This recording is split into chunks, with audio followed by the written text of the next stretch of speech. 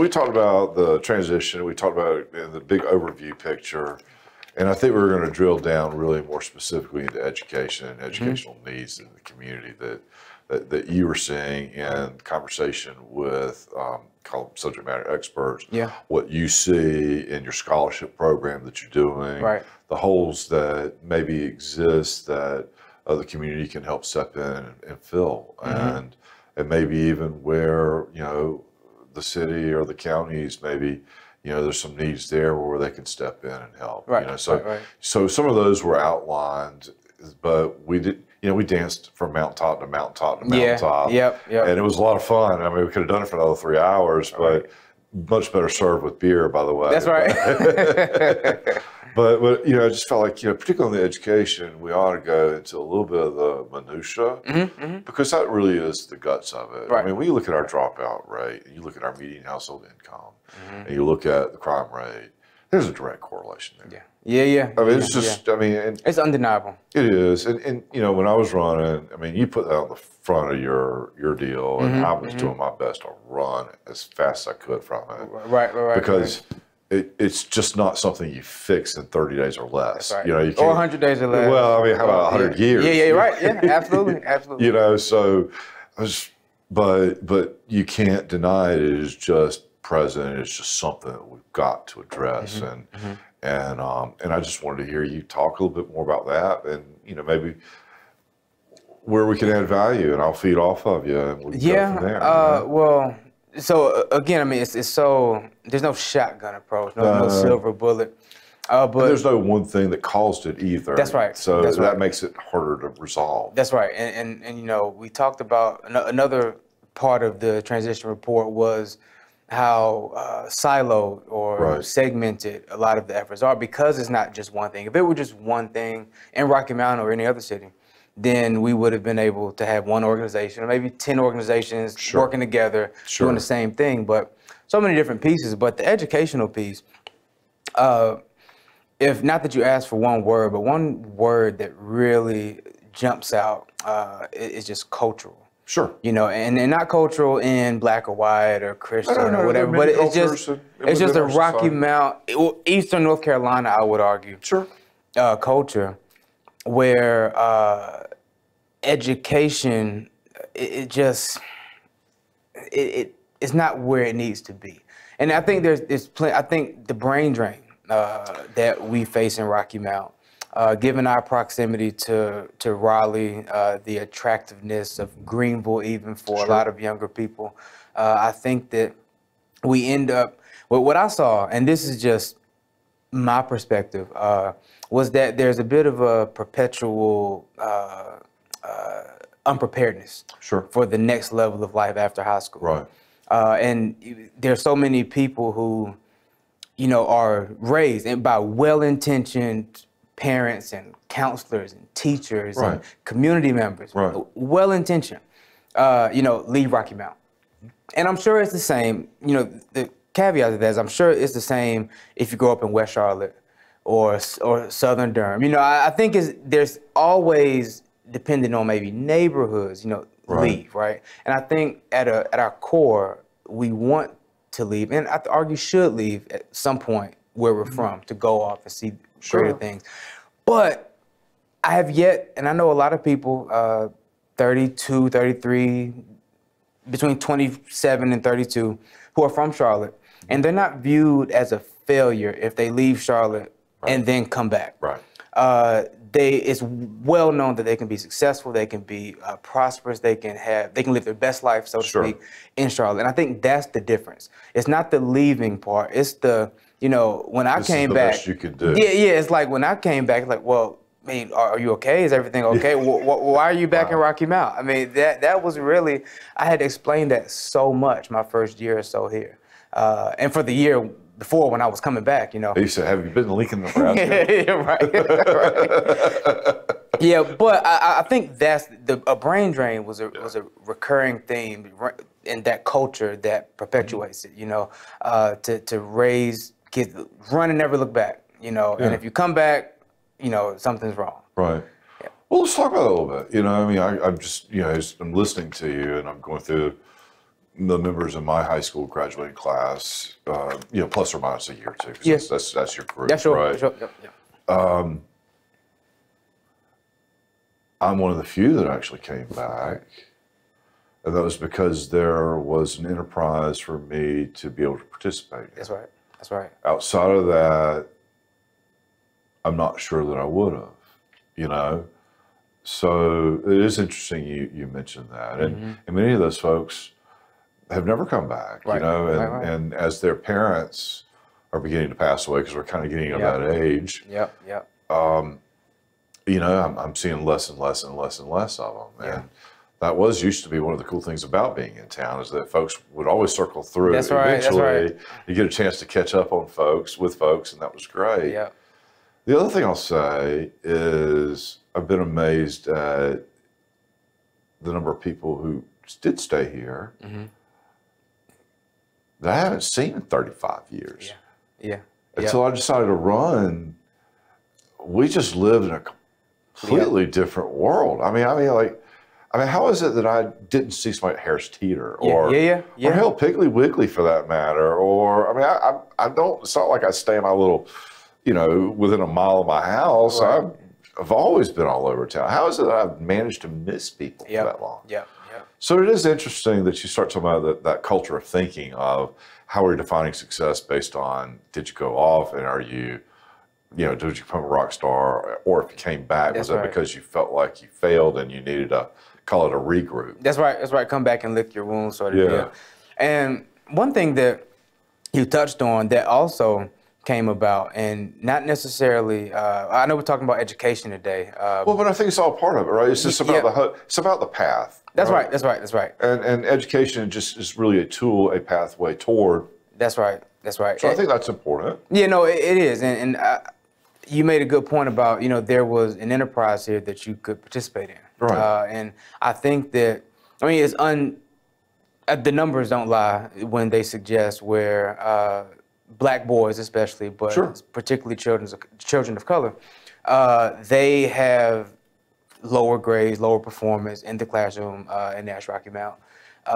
And I think that is part of it. Right. I think, and maybe not the children participating in the enterprise, but, for the gaps between those children's parents who can participate in those things and their white counterparts, it's a wider gap. And so, there's definitely that piece. Oh, well, and easily explained, right? To have an enterprise come back to is a clear 7-year head start. At least. Yeah, at least, if not a decade. That's right. You know where you're going. You've already you're assuming you can work with your family, because not everybody can do that. and just as a side note, my father was actually reluctant to even offer me a job to come back, which is I can imagine. Which is a whole other side story. But you're right. So that's important. So how do you teach people that they can become self-reliant? That entrepreneurship is not dead, and there is that opportunity. That's right. And I don't even have to have a college degree or a master's degree to be entrepreneurial and be successful from a financial standpoint. That is the key, one of the keys that I noticed. When you talk about education, of course, the default almost is to think about formal secondary or post-secondary education and a college degree. Sure. Where, I don't care whether you own your home or whether you're renting. Wherever you're living, when you have a plumbing issue, you're calling somebody who, and whoever writes the check is writing a pretty big one for relative little amount of effort. Everybody's writing a check on this story, right? Yeah. If you're renting it, don't be convinced. You're paying for that eventually. That's right. Hello. It may not be that month, but right. The landlord can't pay for it without you paying for it. That's right. It's just the bottom line. That's right. And so there's that education piece that is important to the future of our city, and we've been not struggling, I think is a harsh word, but we've had our challenges. Sure. We've had our challenges, and I think the prime opportunity exists in today because even pre-COVID, immediately pre-COVID, right? So I'm talking just our connectivity the level of connectivity we can have without being in Rocky Mount. Sure. And so it's easier to send your dollars to Rocky Mount. It's easier to harness any energy and any networks that you may have from Charlotte or Atlanta or DC. And it's easier to stay connected to people. And I challenge, especially my peer group, you know, we are the generation who, when we left, most of Rocky Mount was still on dial-up internet. Right. You know, when we left for college, presumably those who went off to college. And I mean, so a lot of people who left in the 03, 04 to 07, 08 timeframe, they think Rocky Mount is some little podunk place. Well, DSL's the big thing, yeah, right? right. and so, you know, and I'm like, no, not necessarily. I mean, like and what really opened my eyes was working in Lincoln, Nebraska, where, I mean, if you can just imagine what anybody who'd never been west of Charlotte, imagine Lincoln, Nebraska to be. I got there and I'm like, whoa, I mean, this is an actual city and with, you know, its own government and its own, and I'm like, wow. And then I get back and start getting more involved in Rocky Mount. I'm like, this is comparable to any city, a scaled down version relative to population, but it's the same thing. And so I think more people need to know that, you know, and then be visible enough to be examples of it. Sure. I think there's more opportunity. And you talk about, you know, local businesses. Sure. I think that if anything is true in economy, is the more people doing well means more people doing well. That's right. Yeah, and so I was, you know, I thought the rising tide, you know, raises all ships, but, you know, that can be taken out of context. Well, it does, but then somebody corrected me once and said, well, that's great if you got a boat. If you got a boat, that's right. Yeah, and I'm like, oh, man. That's right. It's a floating dock count, you know? But I mean, to that point, so let's just say Mr. Johnny's got the car dealership. Well, he's hiring somebody to wash his cars. Yeah. He's hiring somebody to, you know, take snow off during the snow. He's hiring somebody to sweep the parking lot, restripe it. That's right. And those are typically not his employees; they're subcontractors. That's right. That's right. So that could be his neighbor down the street who gets into that. So I mean, it has literally a ripple effect. So more people doing better is just more people doing better. That's right. That's right. Because it does share. Not only am I adding folks to the payroll, I'm adding the number of other needs that I have: plumbing issues, roofing issues, painting issues. I mean, Corning. You know, we talk about the 800 jobs that they've brought, which is fabulous. Yeah. But how many subcontracting opportunities have they presented in that? I mean, it's got to be massive. That's right. That's right. And then there are so many people who, I mean, literally feed their families off of, you know, to some people, the idea of not having, you know, your traditional W-2 job. I mean, that may scare. I mean, and understandably so. But to your point, there are a lot of people who make their living off of 2 months here, you know, 3 weeks here, you know, and that subcontract, you know, where they don't know where they're going to be next month working, but the work is there. It's just a matter of scheduling and getting that opportunity. And so we just have to show that it works, you know, that just because you don't graduate, I mean, with my scholarship program, I mean, there are so many young people who I interview and talk to, you know, beyond those that end up being selected. And they just, I can't tell you how many, you know, how many times I've heard students say, oh, well, if you go to Wesleyan, you know, like if Sandy's resume has Carolina on it and yours has Wesleyan, who do you think they're going to pick? I mean, it really depends on the interview, if you want to know the truth. Yeah, it depends on the interview. Because I've had to make that decision. right. And I mean, you know, and that's just, you know, picking on Wesleyan, but I mean, there are all these self-limiting beliefs that I think too many adults in our city project onto our youth. And that is one thing that, you know, I've made it my mission to just make a crack at, you know, take a crack at, but, you know, it's cultural, and culture happens over time, and it can be changed over time, but there's definitely that. Well, you know, I really don't like processes. I like events, and this is the absolute process. But it's funny you mentioned that. I know we're going off subject from where we really started, but that's okay. You know, I was looking at minority business and women-owned businesses, and then how do you create a greater number? How do you create a greater penetration Right. of that? Because when you look at it, at least in this community, right, over 50% of our population are female. And over 60% are African American. Wow. So there's no way we move the median household income That's right. in our community That's right. until we're figuring out how to get the greater than 50% that are female involved, until we get the greater than 60% African American population involved. So, that really becomes how do you teach? How do you show folks?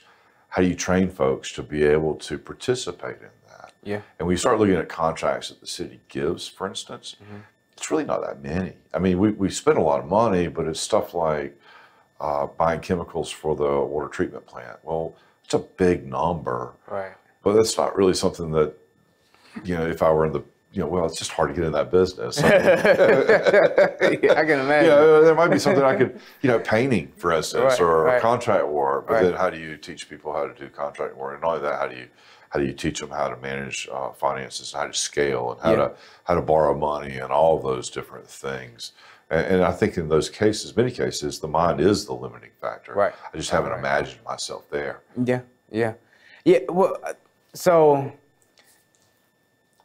not to be. But that's all education. It's all education, and I think so. Education, we have to make it important. And so we have, to your point, we have to make those minority women-owned, enterprises and businesses. We have to make it important. We have to make it a priority. Sure.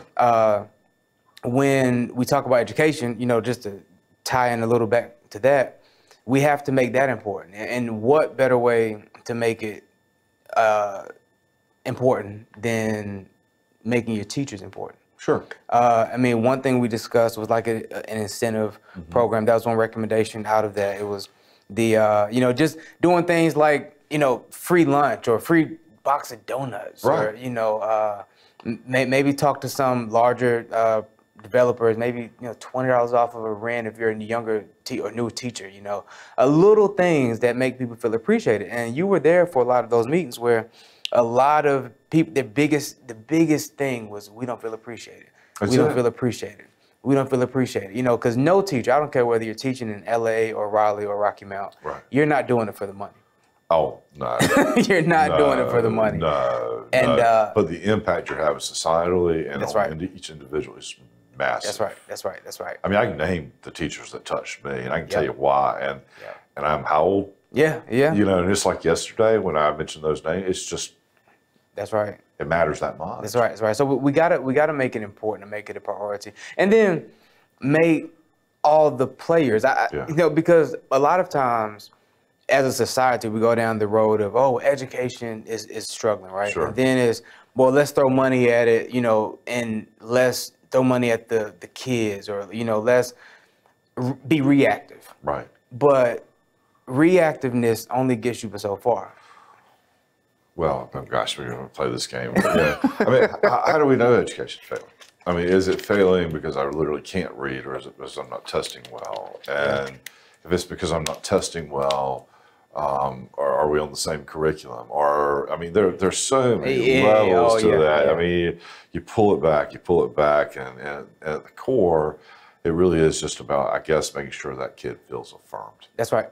And sees a hope, sees a vision for themselves, a picture of themselves beyond maybe what they would otherwise have. That's right. And that's what I think intimidates people about going down that road of even elected officials like yourself. I think that, I know it's intimidating. Because the minute you start to narrow in on this rabbit, 10 more, start bouncing around. One policy does not fix it. No. One size does not fit all. Not one thing caused it. It's so sticky. Yeah, that's right. But I think we have an opportunity as a city now we have the challenge of two school systems now. Serving our children. Because that is happening, right? It is happening. Okay. I'm not sure exactly what the cutoff date is for that, or when the drop dead date is. And arguably, the Edgecombe County school systems are testing better than the Nash County school systems. So, outside of some of the logistical issues of where do you go to high school, That's right. you know, which creates some other challenges. Yeah. You know, the education is the same. I remember you and I talked to Dr. Wilson in Edgecombe County, and we were asking her, so what did you think about what's going on? Yeah. She finally said, look, I don't know, but here's what I'm going to tell you. We're going to take care of our children. That's right. It doesn't matter what, we're going to take care of our children. That's right. I have never forgotten that. I thought that was just powerful. You know, it doesn't matter. We're going to make it happen. That's right. That's right. That's right. As long as you have people like that in the game, it's going to happen. That's I right. believe that. And because you don't need a thesis for everything, right? It's just no, but I sure like having a plan. Well, yeah, but a plan is good. But to your point, on a board, with a group of people making the decision, it helps sometimes to have that person that almost plays with reckless abandon to sort of set the tone, go out, make the big hit, challenge a little bit, you know, and not really with a I guess stated thesis, but hey, and not to suggest that she did not have a plan, you know, because she's a very smart lady. She was holding a lot more closer to the chest than not. But that's right. But the point was, doesn't matter. That's right. It's going to work out. We had a problem and we fixed it. We're doing well, and we're going to continue. That's right. That's right. That's right, man. And I will say this: I think that Edgecombe Public Schools, Edgecombe County Public Schools, I think that culturally, right? I think that, and even in some would argue a real sense. I'm not here to make that argument, but I do think that they, in many ways, or in some ways, played second fiddle to Nash Rocky Mount. I feel like they felt, or at least felt right. So not actually playing second. I don't think they've had the funding historically either. That's right. So all those things matter. That's right. That's right. Yeah. Because dollars follow the child. So those Rocky Mount dollars for the Rocky Mount children went to Nash. But I will say, my point being that just from the schools that I've volunteered at, the conversations that I've had over the years with teachers and administrators alike. This is just me talking. Nobody's ever said this to me in these words, but I think that Edgecombe County Public Schools, maybe not desperation, but I think that they reached a point where they're like, you know what? They threw all the rigid traditionalism out of the window. Right. And you started to see more teachers, you know, step outside of the box, more administrators step outside of the box. They were empowered. They were empowered to take care of their children. Right. And I saw that. I mean, you talk about just, I mean, your Phillips, you know, middle schools and your Southwest Edgecombe, North Edgecombe, they took care of their children. And not to suggest that wasn't happening across the tracks. No. But it was different. It was different. And I think what breeded that was that lack of funding, that lack of resources, that, you know, hard to keep teachers beyond Teach for America 2 or 3 years, you know, that sort of thing. Right. Well, and I've met Dr. Bridgers a couple of times, but I can tell you this: you look at the performance, and she clearly has done a phenomenal job. Whether it's empowering teachers to think outside the box within the classrooms, empowering them to do things differently, clearly it's working. So I'm proud to be at least being part of Edgecombe County, at least in a smaller sense, but but happy to be part of that. That's right. So I won't say I'm a traditionalist. I'd like to see the old Rocky Mount school system reemerge, if you want to know the truth. That's just me, you know. But I'm an alum, and I grew up in a different day. And but with that said, I think that I think it's going to all work out fine. I would prefer that we had a high school that was located in Rocky Mount, in Edgecombe County, just from the sake of having our students be able to participate in extracurricular activities without too much of a burden. That's right. You know, on the families. But that's right. And I think that'll happen in time. I think so. Yeah. I think so. And but the biggest thing is, and because you made a good point about empowerment, that's one thing that I just constantly saw is, Sandy was different. You know, and again, I wasn't in any school every day. You know, but I like to observe. You know, every time I'm around to look at the teacher and the student interaction, and a lot of times it was just, it was different. It was different. Yeah. You know, it's like when I define leadership, you can just see it, and I don't know how to define. That's right. I don't know how to define it. That's right. But daggone it, when you see it, you know that that's it. That's right. That's right. That's right. That's right. That's And right. it's just, it's hard to make a list about it. That's right. And you know, but the teachers and the principals did a good job at the Edgecombe County schools that I went to. Did a good job of making those children feel empowered. Right. And you know, and I think I don't think it came from a place of pure altruism for the teacher or for the principal, but if you I mean, you've talked to way more people than me, and the thing is, these children come from, I mean, the most rural, and it's one thing to be, poverty is poverty. Sure, that's Poverty right. is poverty. That's right. And you know, and not to suggest either one, rural or urban, is Right. any different or any worse, but you know, I think They're different though. they're different, and the urban poverty gets a lot more attention. Right. Now, is it effective attention? We can have that argument another time. But the child who lives in a trailer park with no Wi-Fi, never had a cell phone or The closest internet, McDonald's is 15 miles and away. the closest bathroom is 15, 20 feet out of Right. the house. I mean, Right. there are still people using outhouses. There are still students in our public schools, Nash and Edgecombe, Okay. that are still using outhouses. Wow. Yeah, I'm not I mean- sure I knew that. Yeah. I mean, yeah. Now, I'm not saying they're hundreds. No, but, yeah, but but there. I mean, just one or two. That's right. Wow. There are people who are still using outhouses. Wow. And yeah, and so that sort of thing, you Yeah. know, really hits you differently. Sure does. Yeah. And so and one thing, Teach for America, Edgecombe has a lot of teachers who come in for that 2 year, 3 year Sure. sort of deal, and I think that played a role too. I'm not sure Nash County's numbers, but a lot of the teachers are like, hey, you know, I signed up to go to a rural place, and Edgecombe is like 98th poorest in the state, 97, 90, from Edgecombe. Well, there's a lot of people who fight for that title, right? Yeah. Halifax, Roberson County. typically in that list. Not unusual to see Northampton, Bertie County. Yeah. But regardless, Bottom 10. How about you just don't want to be there? Yeah. Right. You wouldn't right. choose to be there. Right. And so, you know, but I think Edgecombe's best days are not too far down the road. Right. You know, I think there's a evolution or cycle Look, I that's can taking tell you place. that you look at what's going on in Kingsborough, look at the Yeah. jobs, the development, the tax revenues that are Yeah. coming in. Edgecombe County is certainly going to be a winner in all this in the Yes. next 10, 15 years. Yeah, And I'm yeah. excited to see that, Yeah. for one. I really am. Because again, more is just more for all of us, and right. it's just better. That's It right. just creates opportunity.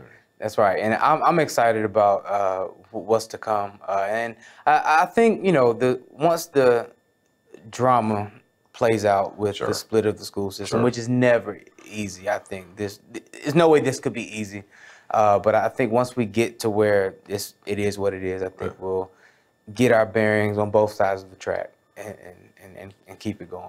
And that's probably the great thought to leave it on. So, Yeah. Kevin, I want to thank you so much for joining me again. No problem, and thanks for having me. I look forward to more conversations. You bet. Yep.